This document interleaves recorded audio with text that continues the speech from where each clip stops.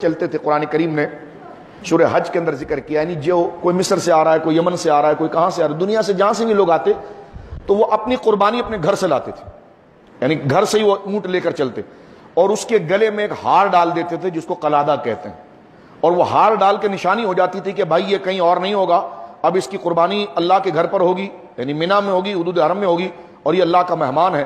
تو اس کی تعظیم کا حکم قرآن نے دیا ہے کہ پھر جہاں وہ چل رہا ہو لوگ اس کی تعظیم کریں، جہاں وہ بیٹھے اس کی تعظیم کریں، اس کو ڈنڈے سے نہ ماریں، اس کو ہکالے نہیں، اس کو دھکا نہ دیں. تو میں صرف بتانا چاہتا ہوں کہ جو جانور صرف خدا کے نام پر منسوب ہو کر چل پڑا اس کا یہ ادب ہے، تو جو اولیاء خدا کے ہو گئے ان کا کتنا ادب ہوگا. تو یہ شاعر اللہ ہیں، یعنی جو اللہ کا ہو جاتا ہے تو اس کا ادب پھر اللہ کا ادب قرار پاتا ہے. اور اسی کو قرآن نے ذکر کیا تھا کہ وَمَن يُعَظِّمْ شَعَائِرَ اللَّهِ فَإِنَّهَا مِن تَقْوَى الْقُلُوبِ. یا اللہ یہ اونٹ بکریاں کیا ہیں؟ اللہ فرماتا ہے یہ میری نشانیاں ہیں، یہ میری نشانیاں ہیں.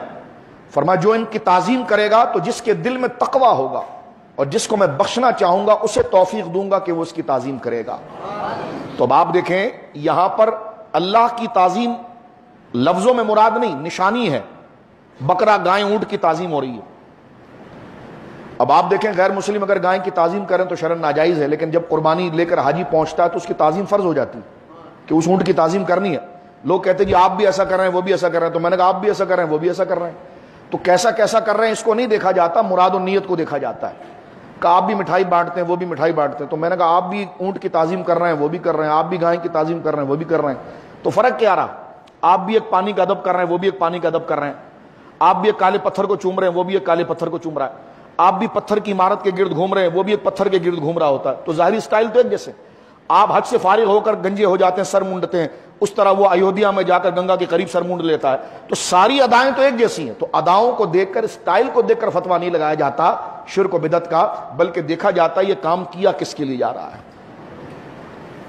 اگر وہ اللہ اس کے رسول صلی اللہ علیہ وسلم کی رضا کے لیے کیا جا رہا ہے تو چاہے اس قسم کا کام کوئی دوسرا بھی کر رہا ہو، اور وہ مثال اگر کہیں اور بھی ہو تو وہ کام صرف کرنے سے آرام نہیں ہوتا، ورنہ کھانا ہم بھی کھاتے ہیں وہ بھی کھاتے ہیں، آنکھ سے ہم بھی دیکھتے ہیں وہ بھی دیکھتے ہیں، کپڑے ہم بھی پہنتے ہیں وہ بھی. تو یہ تھوڑی کوئی بات.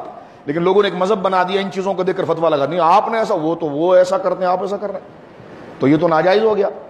کرسچن نے جناب چرچ کو سجایا ہے تو آپ نے جناب مسجدوں کو سجایا، تو میلاد اور اس میں کیا فرق رہا؟ تو یہ ایک عجیب سی بھونڈی تعویل ہے جس کے پیچھے بغض ہوتا ہے، شریعت کی دلیل نہیں ہوتی. جس طرح میں نے آپ کے سامنے ایک بات کی ہے، وہ بھی برکت کے لیے اس کی مذہب کے نزدیک وہ گنگا کا پانی لے آتا ہے، آپ زمزم کا پانی لاتے ہیں. فضیلت میں بہت فرق ہے لیکن صورت تو دونوں کی ایک ہی ہے.